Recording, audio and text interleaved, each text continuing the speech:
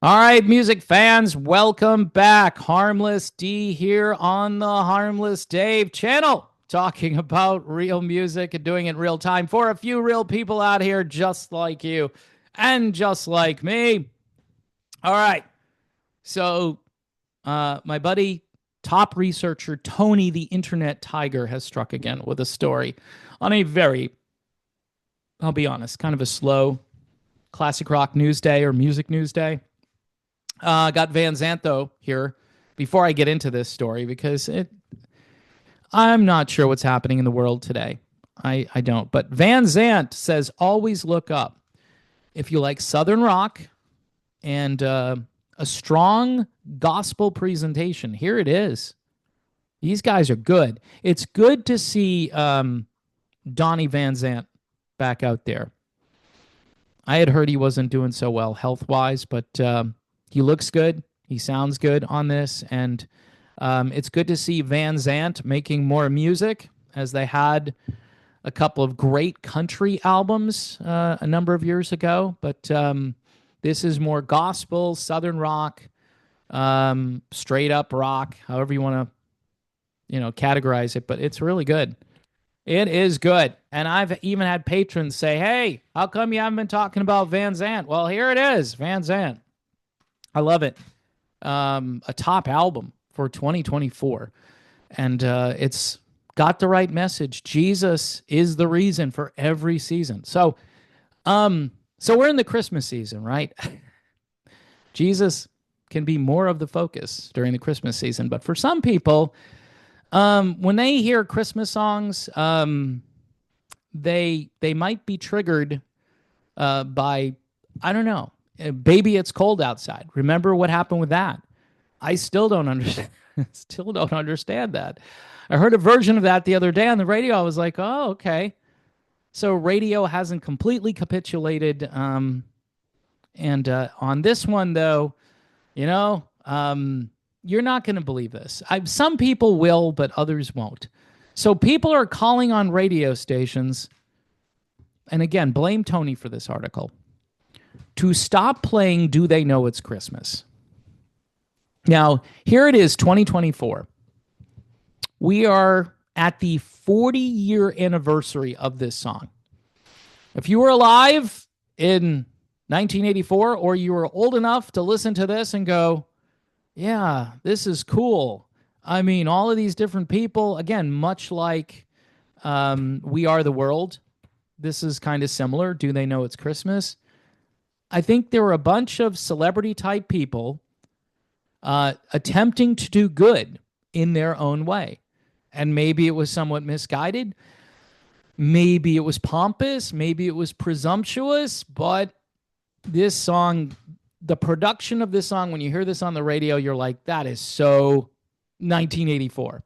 The music, right? And now we've got this critique, which is 1984 in the Orwell sense of 1984.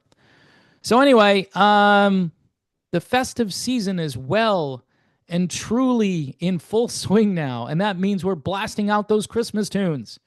And I've even dusted off an album behind me here from the thrift store, which I think is fantastic. It's a Perry Como album. Yeah, it's controversial. I don't know. It might be. I'll have to go listen to it to see how I've listened to it, and there's natural snap, crackle, and pop. So it's kind of like you've got a fire. I live in Florida, so don't have a fireplace. So you put the album on, and you get all of the ambiance. So getting back to this story, though, some people are now questioning whether this song should be banned altogether. Do They Know It's Christmas? By Band-Aid, written by the great Bob Geldof from the Boomtown Rats, and Midjor.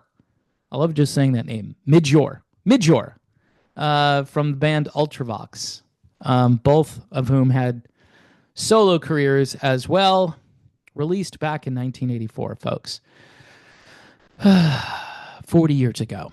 I don't even want to think about it. Anyway, the track came out as a charity benefit song consisting of big names such as Sting, George Michael, Bono, Boy George. and it aimed to raise money to help those in Africa who were dealing with famine, specifically in Ethiopia. However, a blogger and writer, okay, by the name of Indrajit Samarajiva, or I'm doing my best, Samarajiva, that might be the only time I attempt to say her name, broke down the song's lyrics to explain why she believes the Christmas hit must be canceled. Now, her blog is on something called Medium, so if you want to check it out for yourself, you can do that. She called out the song and called it ignorant and racist, saying it's not just that these lyrics haven't aged well, they were never good to begin with. Okay. How come nobody complained the first 39 years? I'm doing wishful thinking, Freudian slip. Okay, so the first 39 years, nobody had an issue, but it's the anniversary. And she goes on to say, they take an ignorant and colonial attitude, more about making white people feel good than helping anyone, she wrote. Didn't this song raise lots of money? I don't know the numbers. I'd have to look it up, but didn't it raise awareness too for the plight in this part of the world? So she describes these lyrics and she says, and there won't be snow in Africa this Christmas time, as well as where nothing ever grows. No rain or rivers flow. Do they know it's Christmas time at all? The greatest gift they'll get this year is life. Okay. So far, I don't really see an issue there. Not only did she suggest that the lyrics generalize the whole of Africa as a continent, but it also forces people to pity the people. With Mr. T here all of a sudden, I pity the people who live there. I don't think it's pity. I think people were generally concerned about the people living there. Pity is like, it's really horrible that you have to live there. And it might be kind of horrible to have to live there, but the point was to try to make their lives better. And she goes on to say, this is all wrong. It does snow in Africa, although not a lot. So Midge Ure and Bob Geldof blew it because it does snow in Africa, but it's probably not going to snow where the famine is. Did you think it was going to snow where the famine is? No. Probably snows, probably the most northern part of Africa, and probably the most southern part of Africa. It's a big continent. And then obviously when the seasons change, and right now, I don't want to get into how the weather works. Okay, it's just this is crazy. Food does in fact grow on the continent. They do have water. And North Africa, as a part of the Roman Empire, was celebrating Christmas centuries before England.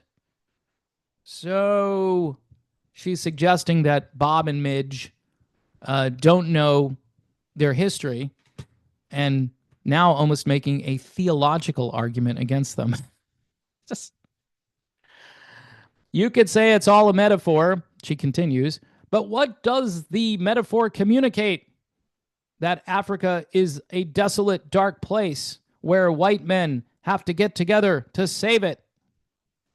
I don't think anyone's thinking that. I don't. I think people were like, okay, how can I help? What phone number do I call? Where do I send my donation? I don't know. I think it had nothing to do with color. This seems like an interjection. That's what it seems like. However, one person took to X to write, heard Band-Aids, do they know it's Christmas yet? Please listen to the lyrics carefully and then complain to your radio station /supermarket. RE, explicit racism and lack of Christmas spirit. Thank God it's them instead of you. All right, that is one of the song's lyrics. That is, I was going to say, those are lyrics in the song. All right. That doesn't sound very good. Thank God it's them instead of you. I think what they were trying to convey just a hunch, is that you should be grateful for what you have, and being grateful in the Christmas spirit, you would donate money to help these people. This was tweeted out by Dr. Miranda Kaufman. So imagine going to complain to the manager of the supermarket. Hey, Bob. Everyone that I make up is named Bob pretty much. So, hey, Bob, I just heard Do They Know It's Christmas over the loudspeakers here. I was shopping, and I was really shopping because I needed food, right? And I know music makes people buy more food, and I enjoy the music most of the time here in the supermarket. But I noticed this song, Do They Know It's Christmas? And I don't know if you're aware of this, but the song is explicitly racist and colonialist and lacks Christmas spirit. Bob's going to look at me and say, there was an issue over on aisle 4 where a jar of pickles hit the floor, and I've got to go clean it up, or I've got to go get someone to clean it up. And you're telling me that you don't like the music in my supermarket. Bob's also going to tell me that they pipe in the music. Same thing with these radio stations, by the way, which, again, these people think that we don't know much about Africa. I'm going to say to them, you don't know too much about how the music industry works today, where everything is piped in, whether that's at your local radio station or at the supermarket. You've got to go right to the top. iHeartMedia, Sirius Satellite Radio. You've got to go way up the chain to complain, and they're going to be like, yeah, no, we've focus tested this, and people love it. It's 40 years old. This year, it celebrates that anniversary, and people can think back to the MTV era where they were playing this like every 15 minutes on MTV. And those old geezers, like yours truly, can look back fondly and say, wow, we all looked really good back then. The music people, too, they all looked so young, and the hairspray was working, and you had Midge Ure and Bob Geldof, and you had a whole bunch of people singing the chorus, and the song made you feel good. Made you feel, too, like you were thinking about someone else other than yourself. But this person here, Dr. Miranda, says that it's a lack of Christmas spirit, that one line that she kind of takes out of context. Thank God it's them instead of you. Well, I don't know. What do you guys think? I think this is kind of silly. I mean, and you know what's weird? Back in 1984, all of the do-gooders thought this was the kind of song that we should be singing, rather than the old Christmas songs that are kind of worn out. And by the looks of the chorus here, you do have black and white people singing. So I don't know if that makes a difference, because she said something about colonialism. So I doubt this was on anyone's bingo card in 1984 that Do They Know It's Christmas is racist and colonialist, and it looks down upon the people of Africa. If the country has problems, the world should help if it can help. It's better than funding endless wars all around the world, isn't it? I don't know. It's just we're finding things to complain about when there are such bigger things to worry about. All right, folks. So that's the story on Do They Know It's Christmas? And it's brought to you by this album, which is all about Jesus Christ, and he is the reason for Christmas. He's the reason for every season.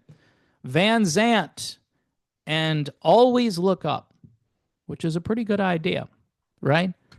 And there are the VanZant brothers. Also, thanks to everybody for following me over here. I appreciate that. Don't forget to hit that subscribe button and Patreon, and also buy me a coffee if you want to support the channel. I'm trying to rebuild. I think this is going to be my last attempt at YouTube, to be honest with you. So hopefully it goes well. If it doesn't, I could be working with Bob. All right. It's no problem. Either way, it's cool. I've made peace with it. So I want to thank everybody though for just a lot of kind words that I've been getting. And again, if you're a patron, thank you so much all year through all of this, where the channel just kind of went away, and a lot of you guys just were like, "Yeah, we're gonna stick with you. Don't worry."